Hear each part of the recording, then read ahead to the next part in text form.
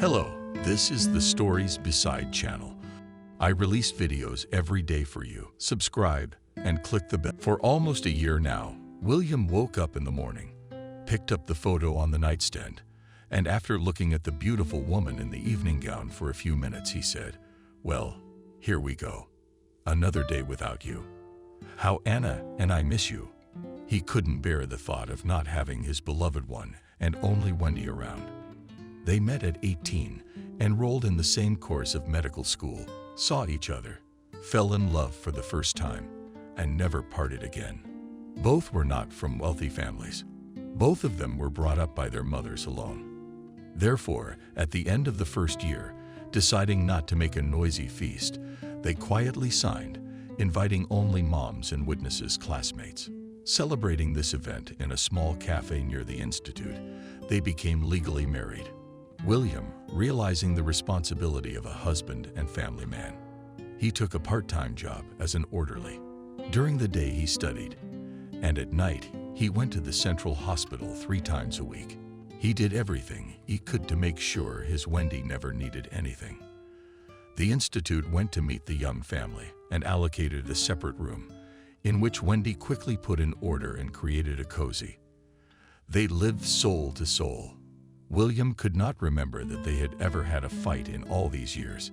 In her senior year, Wendy informed her husband that she was pregnant. William, hearing this joyful news, picked up his wife and, kissing her, began circling the room. Wendy, laughing merrily, said then, "Well, you put me in my place, stray. You'll be a daddy soon. You've got to get ready." Pregnancy Wendy bore easily, and even in the last months without problems defended her diploma. William got a job in an ambulance after graduation, and Wendy took care of the house and the baby after giving birth to her daughter. Now he could not remember exactly when his wife first felt bad, and she began to suffer severe headaches, but her husband's entreaties to go to the clinic were only brushed aside. He said it would go away by itself, but when his daughter was a year old, the pain became unbearable, and he still persuaded his wife to undergo an examination. The diagnosis sounded like a verdict, and according to the doctors, could not be appealed. Time was lost. All that was left was to wait. Death was imminent. William could not believe what he had heard then. And now, as time passed, he could not forgive himself that, being a doctor himself, he had not suspected something wrong and had not made his wife be examined at the first complaints about her health. Although, according to experts, there was nothing that could be done. They reassured him, saying that if it were not for care and care, she would have died much earlier. The medics wondered how she had managed to live so long at all with such a diagnosis. William then picked up a bunch of part-time jobs to buy expensive medications. It was good that his daughter took turns helping to watch both moms. Then his mother-in-law took her granddaughter to her house. William tried to take care of his wife as much as possible. He himself made IVs, injections at night. Every time she took a breath, he was ready to help in any way he could. In my opinion, he is a doctor. He realized that all his labors are in vain. But my heart hoped that love and care can create a miracle, and Wendy will live. But as it was, he didn't believe it. One morning, Wendy was gone. She died quietly in her sleep without a single moan or sigh. Upon waking up, William realized almost immediately that a terrible thing had happened. He did not remember how long he sat at the bedside of his spouse, rocking from side to side with a lump in his throat that did not let him burst into tears. Further, everything was as if in a dream, as if not with him. The funeral wake. Crying, the tape insistently kept saying, "I want to mommy I want." She tugged soundlessly, crying your father, and not realizing with his childish mind that irreparable happened, begged daddy, "But where is mom? Let's go to mommy." William did not know how to explain to a 3-year-old child that mommy is not there and will never be around again. Then he told her something about the clouds on which mom would now live. The daughter asked, perplexed, why didn't she take us with her? She said she loved us. William wiped away her tears and explained that she did. But now mommy would be on top of her to take care of her, to keep her safe. What else could he say to a little child? The first 6 months after his wife died seemed like hell. Good still, his mom came to help with his daughter when his mother-in-law could. He hadn't seen her since the funeral. When he called once, he heard a short answer. "I'm fine, I just want to be alone." But one day, arriving at the cemetery, he didn't recognize her. Aged about 10 years, a woman with trembling hands was adjusting the flowers on the grave. Having lost her only daughter, she had gone from a blossoming 50-year-old woman to the worst kind of gray-haired old woman overnight. Immersed in his grief, for some reason he never once thought that the woman who lost her daughter was much harder and probably needed help. They sat on the bench at Wendy's grave for a long time that day, and William urged his mother-in-law, Molly, not to be so sad. "You've got no face on you. You'll drive yourself into a coffin like that, and you'll never get Wendy back. And you've got a granddaughter growing up." The woman suddenly looked up at him with eyes full of tears and silently looked at him for a couple of minutes and asked quietly, "How is she? Can I take Anna to myself on weekends when the daycare center is not working?" But of course, William immediately replied, "Of course, it's your blood. My daughter is the only granddaughter who loves you very much and is waiting for you." Over the weekend, she did come to visit. William was surprised at the change. The woman's hair was dyed a beautiful brown instead of the black high-floor dress she wore with a gray pantsuit. William was home, and as he opened the door, he cheerfully said, "Good afternoon, Molly. How good of you to come. We were just about to have breakfast. By the way, that color of hair suits you very well. Come in." The woman timidly stepped into the apartment, quietly replied, "Thank you very much. I won't be long. I really wanted to see you." Hearing a native voice from the room, immediately ran Alenka and joyfully shouted, "Grandma came." "Where was it? I missed her." Her grandmother cried at night. "I dreamed about Mommy, and Daddy said she'd gone far away." "You're not going away." The baby was talking nonstop, and Molly, holding her in her arms and holding back her tears, barely audibly replied, "Oh no, honey. I'll always be there for you, and your mommy is looking down on you and is happy. What a beautiful girl you are, growing up." William abruptly turned around and went to the kitchen, ostensibly to put the kettle on. In fact, he only turned it off before his mother-in-law came. He just couldn't listen to their conversation any longer, for fear of bursting into tears.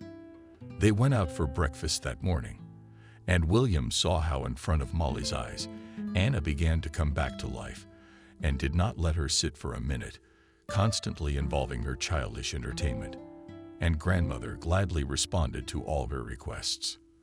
From that day on, she began to visit them often and helped them out a lot by staying the night with Anna and on days when he was on duty.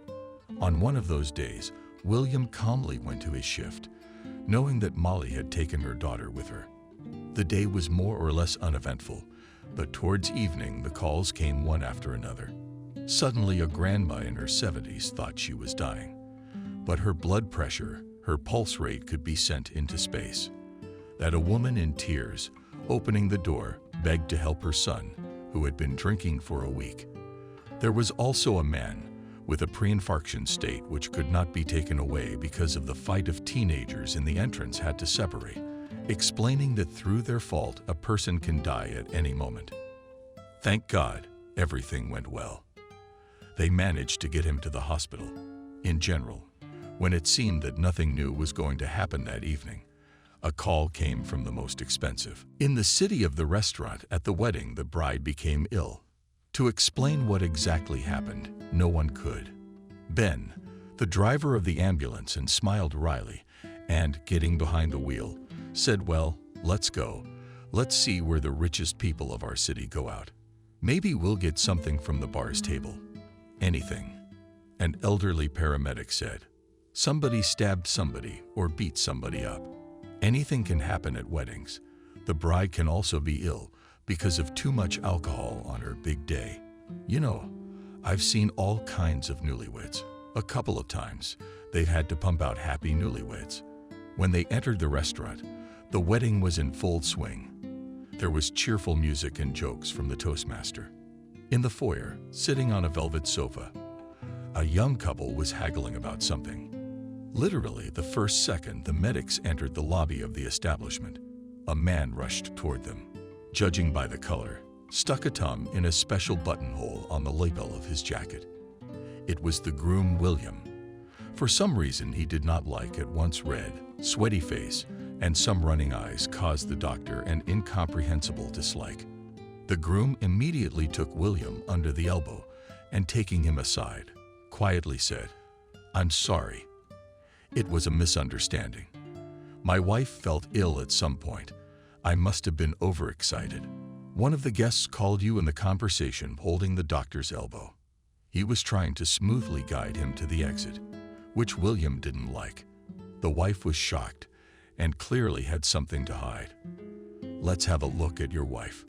William insisted. "Oh, please. She's much better now. There are probably some normal patients waiting for you. I understand, and I'm even willing to pay for a false call," he said when he saw the paramedic behind William's back. He nodded understandingly, and pulling a weighty stack of bills out of his pocket, he added, "I hope there's enough here for you and your colleagues." He nodded his head towards the paramedic, and noticing that William wasn't going to take the money, he said, "I can also bring you some food, wine, and champagne. Come home, enjoy your family, and drink to our health. With your wife." At the mention of Wendy, William literally twitched with dislike for this slippery type. It was incomprehensible to the doctor why it is suddenly the newlyweds are so fussy and literally turned inside out in the rights of the living medics. He obviously did not want them to see his wife. William found it very suspicious, and he decided to make sure that the bride was all right. With a silent nod to the paramedic standing next to him, he headed for the place where the wedding party was in full swing. The guests, by all appearances, had been celebrating for hours. Some of them were dancing in the center of the hall, while others continued to raise glass after glass. The tables were bursting with plenty to salivate over. William remembered that they had not even had a proper lunch that day. They had only had a bottle of milk and a plain loaf. Finally, he saw the bride sitting at the head of the table, clearly not feeling well. The girl was rolled on the back of a chair, and her head was resting on her shrunken arms. The veil had moved off, and the face could not be seen. William, coming closer, pulled back the thin lace from her head to see whether she was conscious or not. Then he almost cried out.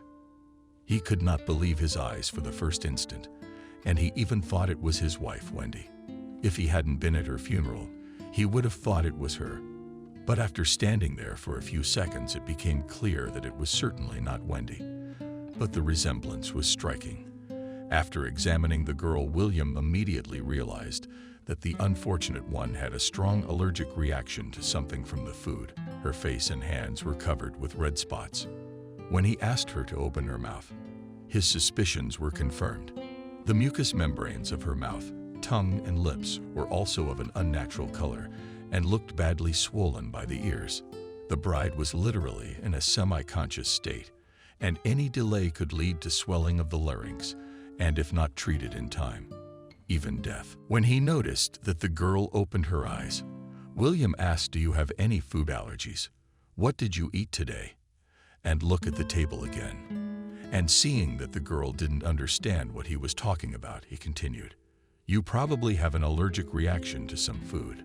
You've had one before. Maybe fish, citrus, nuts, or mushrooms. What did you eat today?" The girl said, "Yes, I'm allergic to any kind of seafood. But Mike, my husband, said he had warned the cooks." The music was off by this time, and all the guests, the caterers, were watching anxiously. William turned around and saw a bunch of people in black and white button-down suits, among whom stood out a tall, gray-haired man in white on a small cap. The doctor called him over and asked, "Are you the chef? Tell me, is there seafood among the dishes on the table, or maybe not whole seafood, but as a sauce or addition to other dishes?" The man shrugged his shoulders and said in surprise, "Of course. It's just as the customer said." What happened? Seafood is in almost everything, except for the cake and dessert. The customer said that there will be a lot of fans of mussels, shrimp, and other delicacies in the hall. Only he decided to surprise everyone and asked to grind everything as small as possible. Let the guests guess where and what's added. Who asked you to do that? Almost shouted William, realizing that this way the bride could get the maximum amount of allergies too. The chef found the groom with his eyes in the hall and nodding his head in his direction, said so, and so he asked. The newlyweds turned pale. Large drops of sweat appeared on his forehead, but she quickly oriented herself. He became indignant. What kind of nonsense is this? I only said to add to one salad, which was only to be put on the guests' tables, not ours. Yes, I distinctly remember saying not to add seafood. Then I was listening to a moron. Would I do something that would hurt my beloved? He quickly walked over to his wife and kissed her pale hand.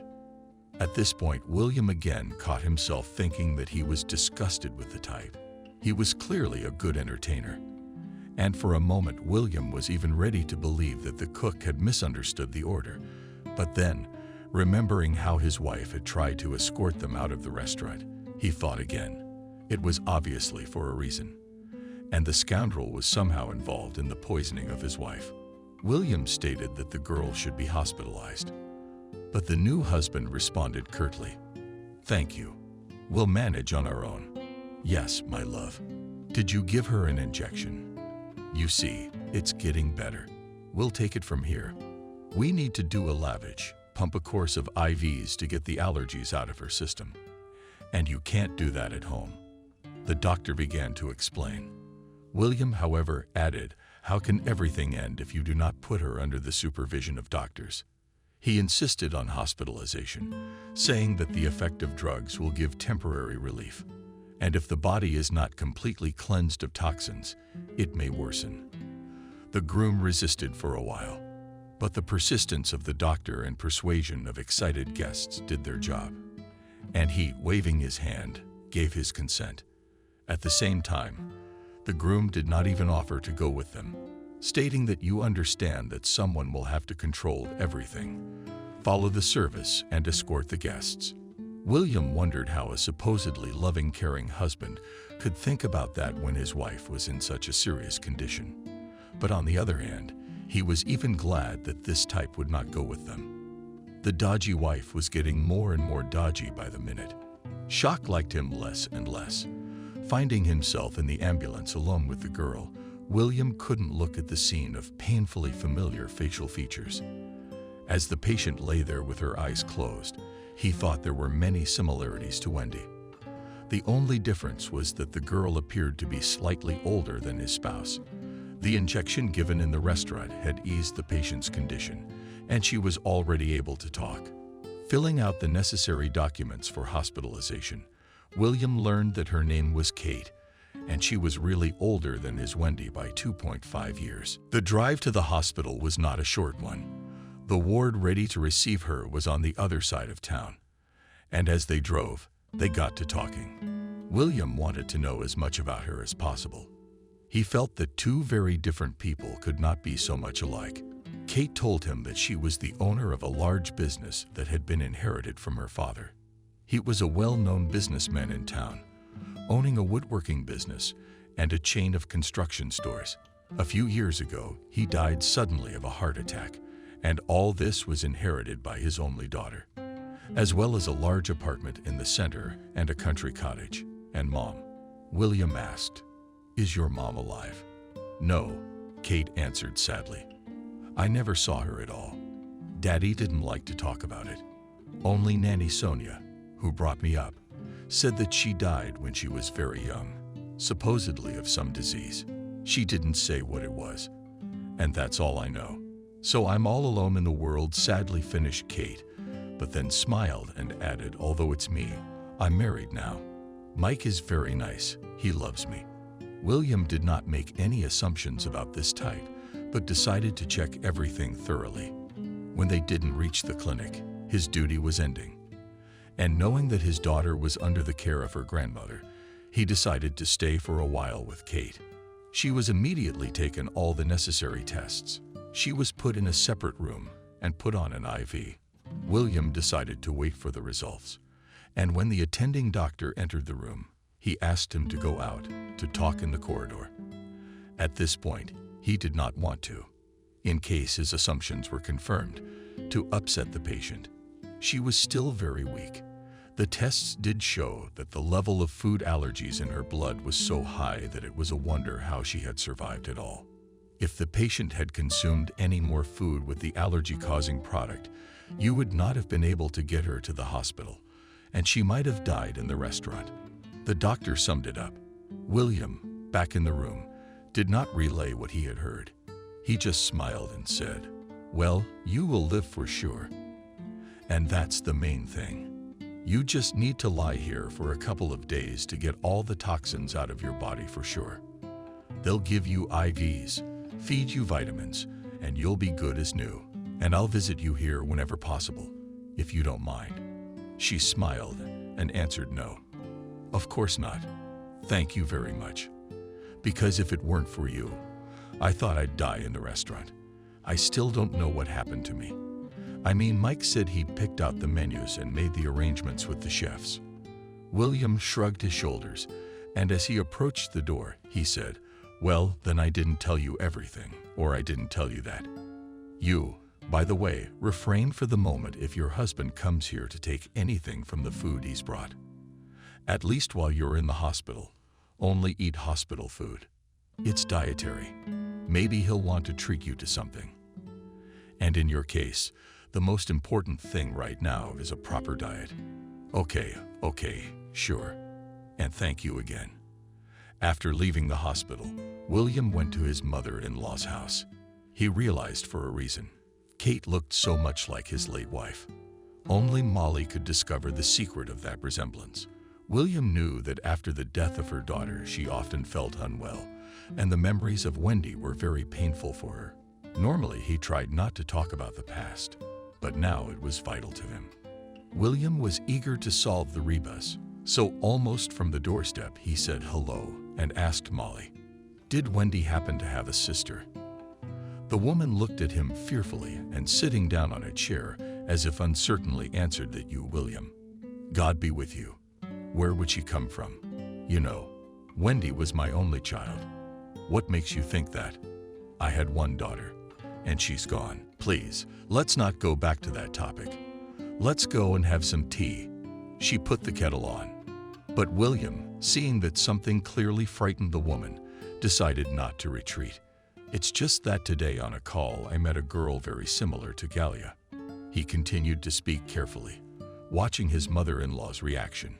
She was tense, obviously very worried, as evidenced by the hands that were not in place. She was talking tablecloth, then began to go through the candies in vases, glasses on the table. William, without taking his eyes off her, his voice began to speak again.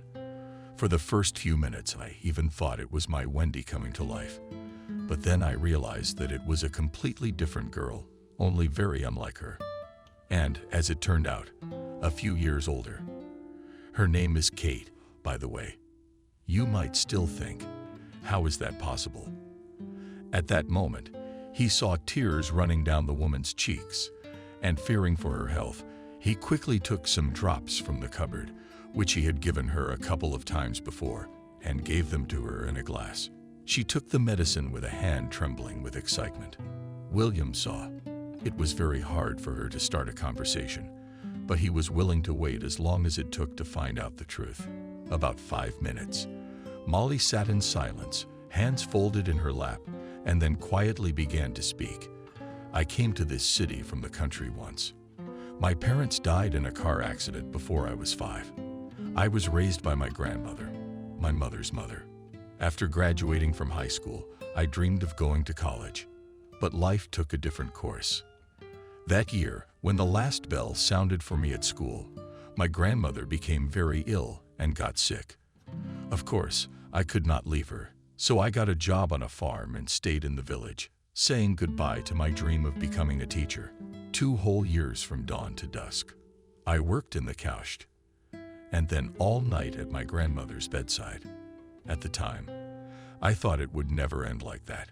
But old age disease can't be stopped. A couple of years later, I buried the only person close to me and was left all alone. There was nothing to keep me in the village anymore. I went to the city. It seemed to me that life here is much better and easier. So I decided to start it with a clean slate, or rather with a leaf, which was put by my grandmother. When she was still alive, having learned about my dream to leave, she wrote a note to some very distant relative asking her to help me if possible. Right from the train station, I went to the address on the back of the message. I wasn't sure if the person still lived there, but I was lucky. Kelly was the name of the landlady of the large apartment I had struggled to find, and she immediately agreed to help and even took me in for the first time. She was living alone at the time. Her husband had died, and her 2 sons were in the military and serving in different parts of the country. Kelly worked in a well-to-do family as a housekeeper, and after a few days she got a job in the house of a businessman. The cottage was big and beautiful. I'd only seen them on TV before, and the family consisted of only 3 people. Frank, Cindy, and their little daughter immediately became my relatives. Initially, they took me as a housekeeper, but after a month, having looked around, they offered to move to their guest house. And when it is necessary to be a baby Anna, I gladly agreed. After all, in this case, I did not have to think about where to live and pay for housing. The daughter of the owners was an angel, did not cause any trouble. I had time to put things in order. And on the days when the businessman's wife was away on business, I had time to look after their daughter. Frank and Cindy were very good to me, but I tried to do everything perfectly. They became like family to me. Cindy didn't treat me like a servant, but like a friend. We used to drink tea in the evenings while Frank was at work and talk about everything. One evening, Cindy said to Betty, smiling enigmatically, "I went to the doctor today.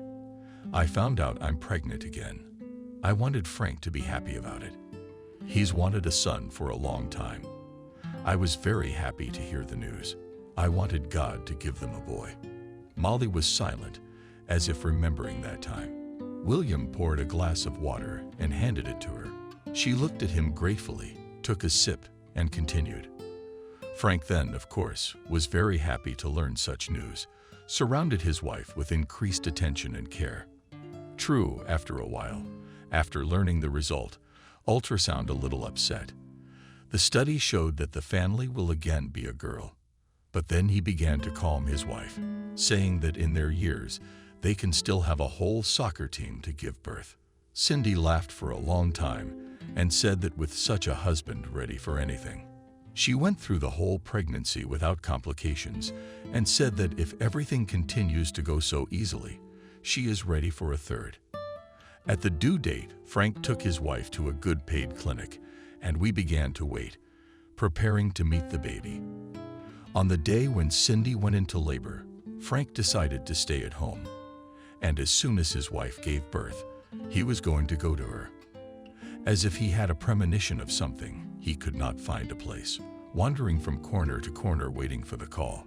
Just before that, he had already called the department 3 times every half an hour, and they asked him not to worry. They said he'd get a call as soon as the labor was over. I also tried to calm him down as much as I could, saying that it was the second time they were going through this, so everything would be fine. But it was like he didn't hear me. I'll always remember that phone call. Frank picked up the phone, and after listening to the person on the other end, he slumped to the floor, still holding the phone, and began to howl. She stopped talking and looked at William with eyes full of tears. "You can't imagine how terrible it was when it came out of his chest," Molly continued. Without realizing it, I was afraid that it would wake up the baby, hoarding his sedative. At that moment, I realized that I wouldn't learn anything from the owner. It was as if he was unconscious. One thing was certain, something terrible had happened. Checking to see if the girl was awake, I made up my mind and called the hospital, and after explaining the situation, I learned that Cindy had been in labor for a long time.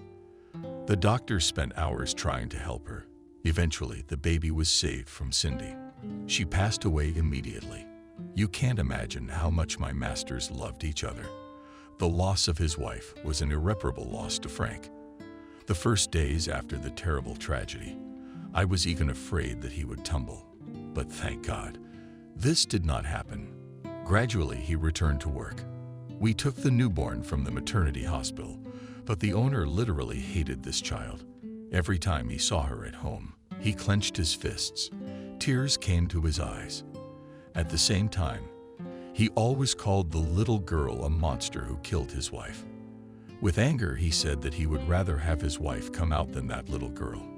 One day, a couple weeks after the funeral of his wife, he said that he intended to hand her over to the baby house, adding that he did not want to see her in his house and would never forgive his wife's death.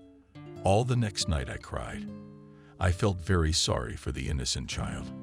The girl looked a lot like Cindy. Apparently, it reminded the owner even more of what had happened. In the morning, I tried to persuade him again, but realizing that he would not change his mind, I asked him to give the girl to me. William didn't even notice how he took a glass of water from the table, brought by his mother-in-law, and took a few greedy sips. His mouth was dry with excitement. He couldn't believe what he was hearing. But Molly couldn't stop and continued. I begged him to let me experience motherhood. I even told him that after school, when I was dating a young man, I got pregnant. But there was a miscarriage, as a result of which the doctors said that I would not be able to give birth. Anger for the little girl so overwhelmed the owner that he did not hesitate to say that the most important thing for him is that this girl was not in his house. I was granted custody of the tick surprisingly quickly. That's when I gave it that wonderful name.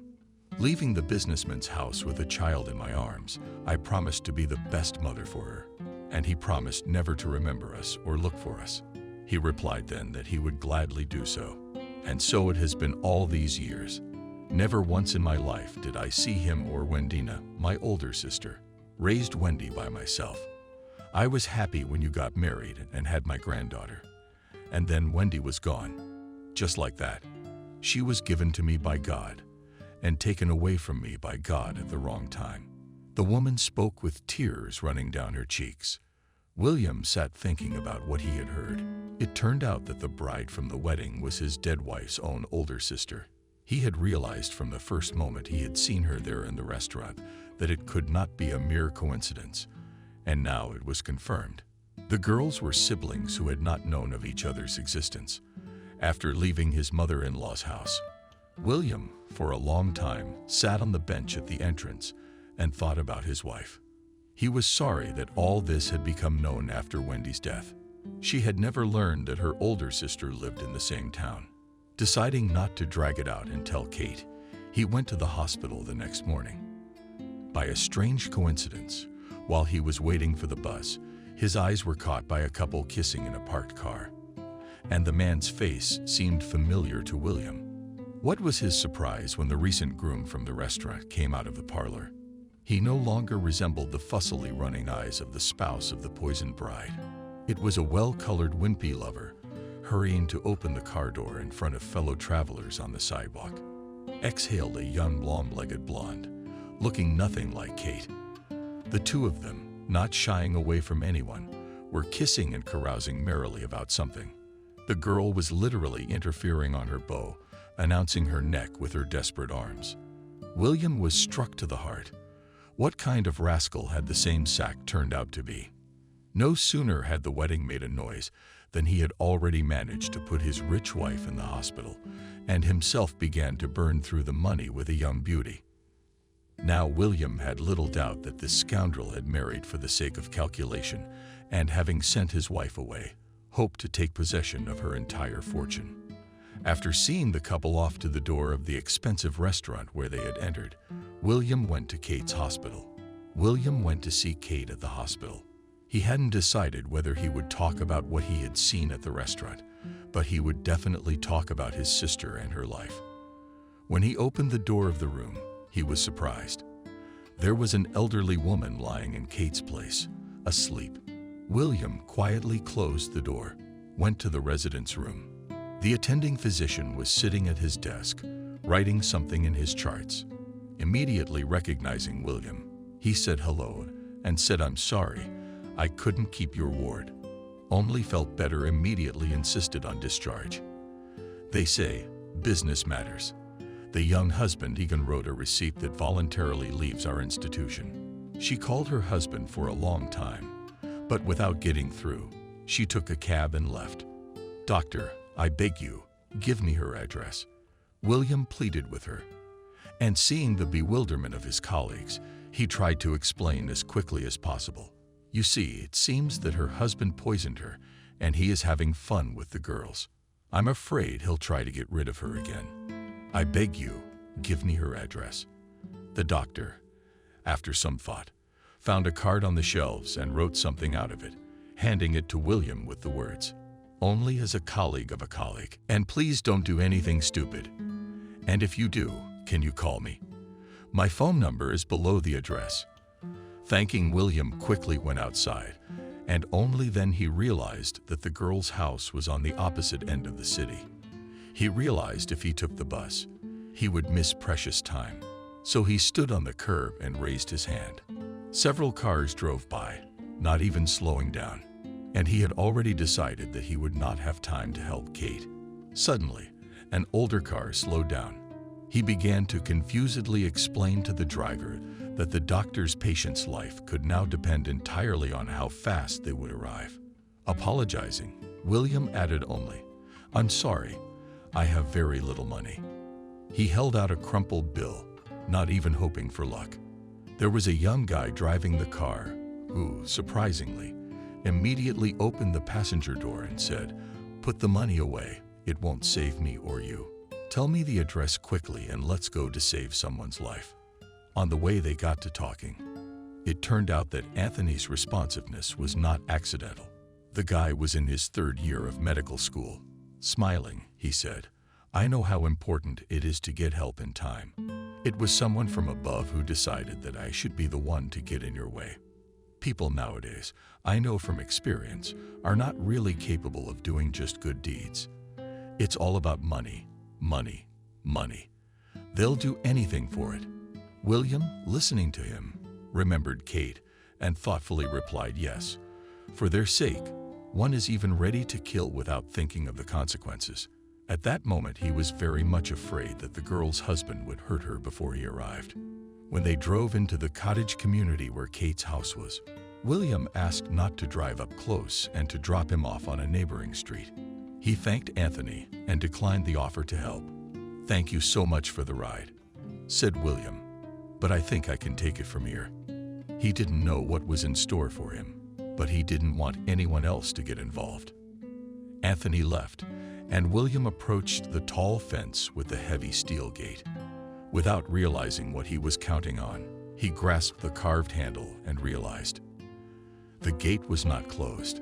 Hearing some fiddling and whispering in the yard, he took a few steps back and immediately saw a decent gap between the links of the fence and clung to it. He couldn't believe his eyes. The wife's shock, with his mistress diligently trying to push something bulky into the trunk wrapped on all sides with either a blanket or sheets. William was afraid to even think about the worst, but decided not to do anything himself, but to call the police.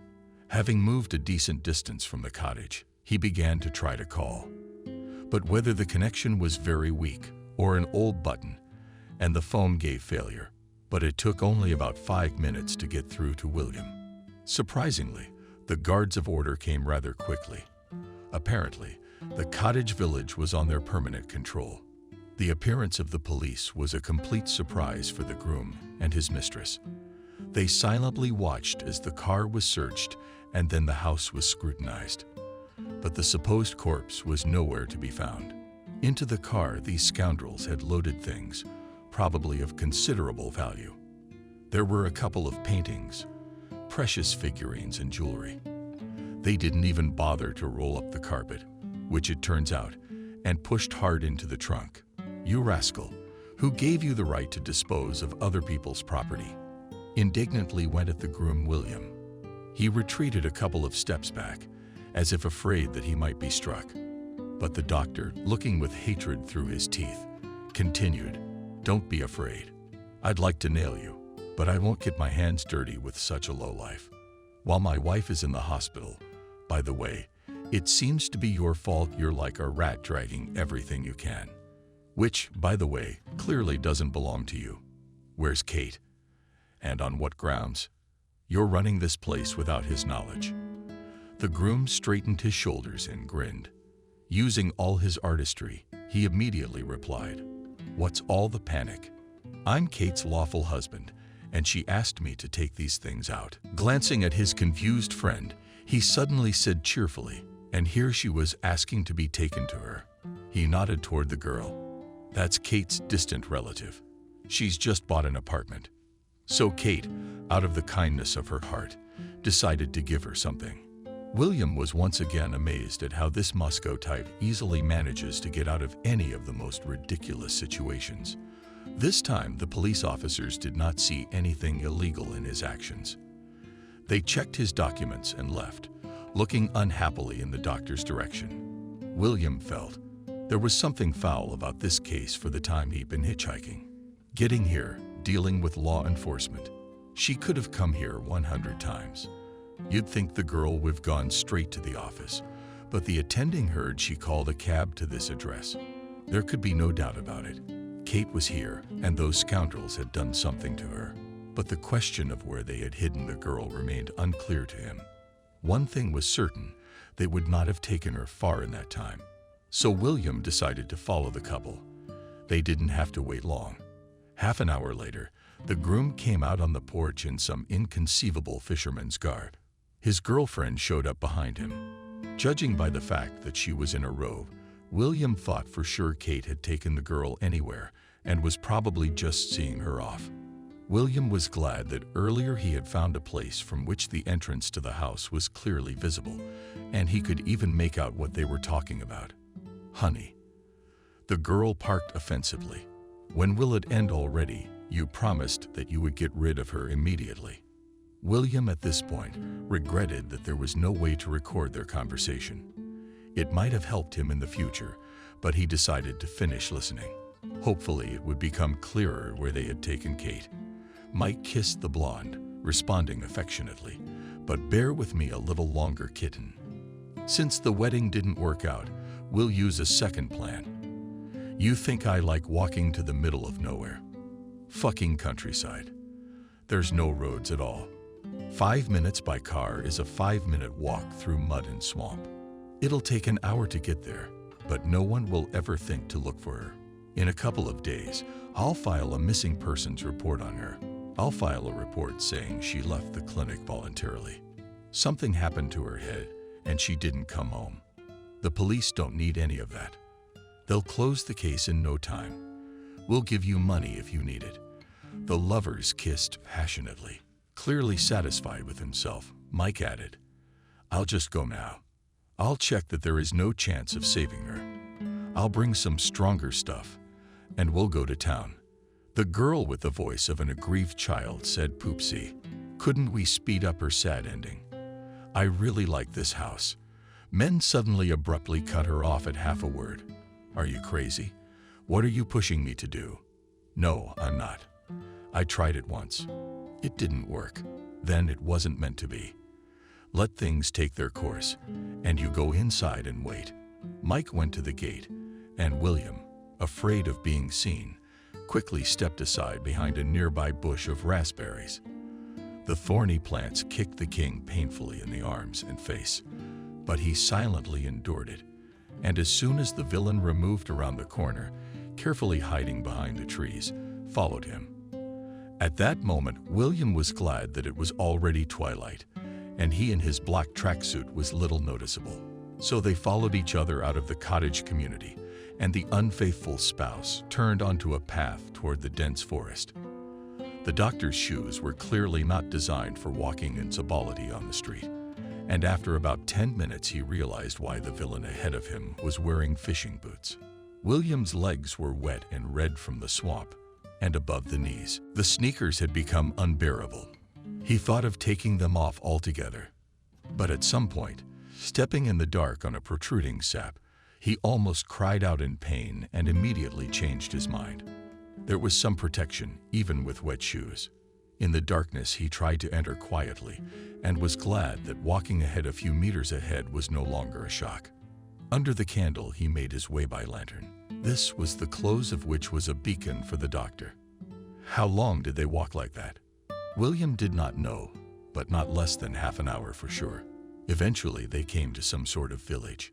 Right in the woods among the trees were 5 almost ruined houses. It was out of the question that anyone could live in them. One had no roof at all. Another had broken windows scattered on the ground. It looked very bleak in the evening light. William thought that people hadn't lived in these places for years and wondered how the burly man had gotten here.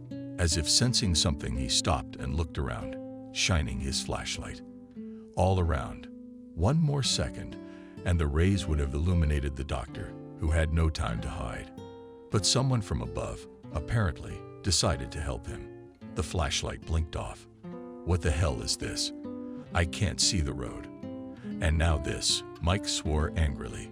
It was heard as he spat and began to rustle in his backpack.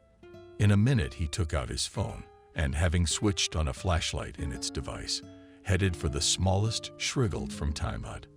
The door of the hut hung literally on one hinge. One window was shining in a black hole. The other was covered by a gray picture, pushing back the door leaf and trying not to drop it. The man stepped into the darkness, and William began to look for an opportunity to see what was going on inside. And this time he was lucky again. There was one corner of the open window that remained uncovered.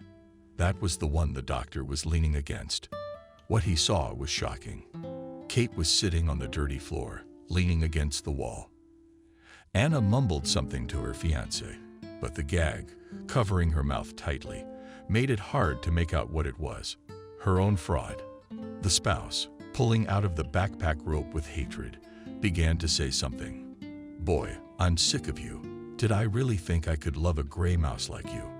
I've spent my whole life loving bright, crazy girls, not well-read fools. If it weren't for your daddy's condition, I wouldn't even look at you." The girl tried to weak, twitching, bound hands and did not lose her attempts to say something. But it was all in vain. "Don't move. Nothing can save you now. You'll die quietly without bothering anyone. And I, a grief-stricken widower, will inherit all your money legally. But be glad you're sitting in the wilderness forever amidst the birdsong and howling of predators. Unless, of course, they find you before you die." William didn't know what he should do. On the one hand, he wanted to tear the bastard apart, to kill him, to bury him, but he realized with his mind that he would never do that. But the villain had to be punished, while he went viciously. Reasoning in the house, William began to look for an opportunity to call the police. He even tried climbing a tree in hopes of finding a communication signal. William realized the failed spouse was not going to kill Kate here and now, which meant he had time to call the police officers for help again. He realized where he was but was willing to guide them to the location from the cottages. Even as a child, William had often gone hiking, and he and his friends had always left some sort of sign on the trail so that they could easily walk back out in case they got lost. Now he tore his t-shirt at the entrance to the forest and tied the shreds to visible places on the trees, by which he quickly found his way to the cottage village, where the police were waiting for him. He was the first to go into the thick of the forest, again without waiting for the guards. Already on the approach to the abandoned village, they met Mike surprised. "There you go. That now you will follow me everywhere. What's the matter?" When the police told him that they had to detain him for kidnapping, he laughed hysterically. "You can see it all over again, including the great actor." "What kidnapping? What are you talking about?" In a trembling voice he began. "I just went to the woods for mushrooms." "Is that forbidden now?" William, looking at him with hatred, hissed, "And at night to the swamp. I will now show you where the mushroom you went to. I hope you didn't give your wife another dose of poison." The man clenched his fists, trying with all his might not to hit the man. The groom, sensing the strength of his hatred, decided to keep silent and say nothing more. So in complete silence they, accompanied by the police, reached the house where the scoundrel had hidden Kate. The girl, even in the nightlight, looked very pale, and William was afraid for her. When the prisoner's hands and feet were untied, she looked at William with tears in her eyes and whispered in a barely audible voice, "Thank you so much. You've saved me again. Thank you." "Oh, really? You're welcome. Turns out you're not a stranger to me in the truest sense of the word, but more on that later. Right now, you need to be taken to the clinic right away." William helped her up, but she staggered. Kate almost fell. "I see. You're not going to make it on your own." After looking around, he turned to the young policeman and asked, "Guys, can you help me carry the girl? I'll try to build something like a stretcher." They nodded, and William quickly made something like a stretcher out of some old rags he had found. One of the policemen caught the handcuffs on Mike's hands, ignoring his indignation, and ordered him to go forward. William and the second policeman took the stretcher on which Kate was sitting, and they went, orienting themselves by the lantern of those ahead of them. Surprisingly, they reached the entrance to the cottage village quickly enough, where ambulances and police cars were already waiting for them. The indignant groom was foaming at the mouth trying to prove his innocence to the policeman, but they said something evil to him, and he abruptly stopped talking. He climbed through the open door of a special vehicle with bars on the windows. One of the policemen who had helped to carry Kate approached the ambulance, in which the poor prisoner had already been placed, and extended his hand to William, who was sitting next to her. Apologizing, said, "I apologize for not believing you when you first arrived. And thank you for not stopping in spite of everything." Turning to Kate, he added, "You're lucky to have a savior. He's a real stickler for you. Don't worry about your scoundrel husband. He and his girlfriend will be punished to the full extent of the law. And believe me, there will be more than one charge. I think in the next few years they'll be able to see the sky, as they say, only in a cell. You're the main thing about it. Don't worry. Get well." Kate looked gratefully at William and said a little audibly, "You've been a pain in the ass with me. Why don't you go to the hospital? Your wife is probably waiting for you, isn't she?" Hearing the mention of Wendy, he rolled up to the district committee and after a little silence answered, "No, my wife has been dead for several years." Placing his palm on the girl's hand, he smiled sadly and continued, "Now I certainly won't let you check out early, and I'll try to see to it." Kate smiled and closed her eyes helplessly. In the meantime, William had called Kevin, the doctor who had admitted her with the poisoning, and had given him her address. He, having learned about what had happened, literally ordered to take her to the clinic. The girl was already waiting in the emergency room, immediately put in a separate room. Kevin instructed the staff to immediately take all the necessary tests and, if possible, to surround her with attention and care. As he left the room, he turned to William. "And you, my dear fellow, I'll ask you to come with me, especially since the patient needs to rest now." The doctor asked to come with him to the resident's room, and right from the get-go, he started talking. "I realize you won't leave the patient's bedside, and I remember when you brought her to us. It's the first time you've worked in the ER in a long time." William sat down on the offered chair and told everything about his labor path in medicine, starting from the institute. Attentively all. After listening, Kevin took off his glasses and, losing his eyes, tired for the day, suddenly proposed, "Would you like to come to our clinic? We are not so worried about patients. Doctors are very much needed. I think we have a better salary. We can pay more than you get at the substation. We do have paying rooms and paying patients. I was interested in you from the first minute I saw you. Once you sat by the patient's side until you got the test results. I know you're an excellent specialist, but you're raising a young daughter alone. You might want to think about it. We have infrequent and rigorous on-call schedules, and you'll be able to spend more time with your family." It was a surprise to William, and he sat there, confused, not knowing what to say. Kevin, noticing this, smiled and said, "Let's put it this way. It's already nighttime. You've had a stormy day. Think about it at home. And I hope that the next time you come to see your ward, you will tell me about your decision, and I will be happy with it." They parted, shaking hands like old friends. William, tired but satisfied with the past day, walked home. The transportation was no longer running, and he hoped that some Anthony would take him for free one more time. He could no longer get lucky twice in one day, so sure enough, he got home when it was almost 4:00 a.m., and at 6 a.m. he had to get up and go on duty. Looking into his daughter's bedroom, he saw his grandmother and granddaughter sleeping in his arms, and at that moment he was grateful that Mom lived nearby and could help him out if possible. True, the mother-in-law was now a good help picking up Anna, but after today's conversation, she needed to be alone. 2 hours left for sleep. He lay there analyzing the day gone by. Didn't know where to start with the story about Kate's sister. He wondered if he should take Kevin up on his offer. He wished Wendy had known about her older sister when she was alive, and for some reason he was very worried about Kate. Anyway, a couple hours later, he got up from his coffee and started to get ready for work. Mom came out of the nursery behind him, and she whispered, "Son, where have you been? What happened? Didn't answer the phone or was out of range. Are you okay? I just have to pick up my knee from the daycare center at night." William hugged his mom and kissed her, answering, "Thank you for being there for me. I'm sorry I had a monster day yesterday, but everything is fine now." Mom smiled and smacked back and left for her granddaughter's bedroom.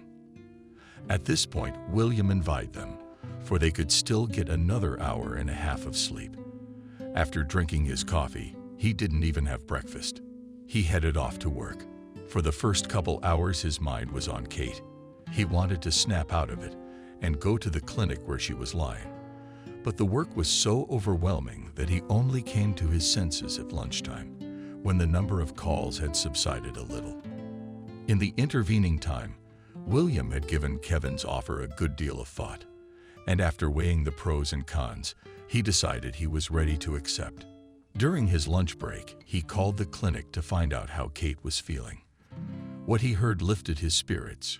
She was feeling much better, and the girl even enjoyed her breakfast. At least, that's what the nurse on duty informed William. After his shift, he stopped by the daycare center to pick up his daughter and hurried straight to the hospital to see his ward. All the way there, he explained to Alina that they were going to check on an aunt who was very sick. His daughter was stunned by his question, asking if she was sick like her mother. "Auntie will also go to heaven?" This question was like a stab in the heart for William.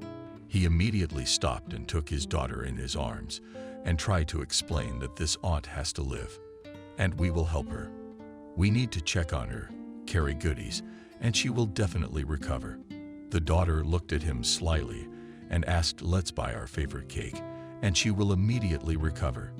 You'll see." William laughed, and they went to buy bird's milk, which supposedly will definitely save the sick. Although it was clear to William that the little girl just wanted to eat again, and he was fine with that idea. It was not often lately that he had spoiled Anna. After buying flowers and a cake, they went to the ward. When William opened the door to the ward, Kevin was standing at Kate's bedside, reprimanding her when he heard the sound of the door opening. He turned around and said indignantly, "William, only you can stop her. She's back here again, having come back here yesterday, repeating business matters and not giving a damn about her health." As if giving way to a visitor, he headed for the door, menacingly saying, "Talk to this stroppy and come to me later, please." Seeing Alina looking at him fearfully at that moment, he corrected his glasses and added, "And bring this nice lady with you. I happened to have a small but very tasty pie yesterday," winked at the girl. He left the room, and Anna at that moment tore her gaze away from the door and looked at Kate for the first time. The little girl's lips trembled. She squeezed her father's hand, and barely audibly, "Daddy asked, it's Mommy back. Mommy, Mommy, Mommy." She rushed to Kate, who was sitting on the bed in bewilderment, and burying herself in her chest, began to sob, crying, and through her sobs she said, "Mommy, don't leave us anymore. I feel very bad without you."